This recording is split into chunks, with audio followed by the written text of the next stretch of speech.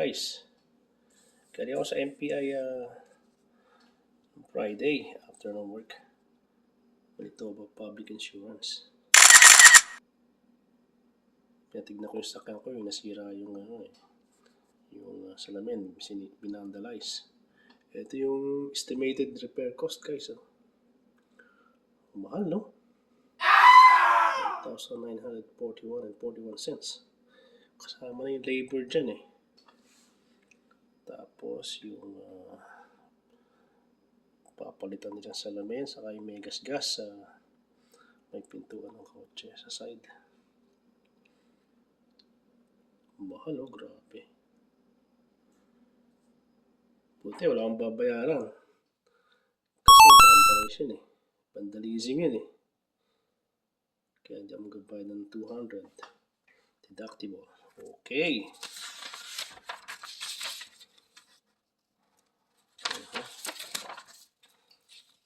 Okay. Thanks for watching guys. Bye. Mahal, no? 1,941.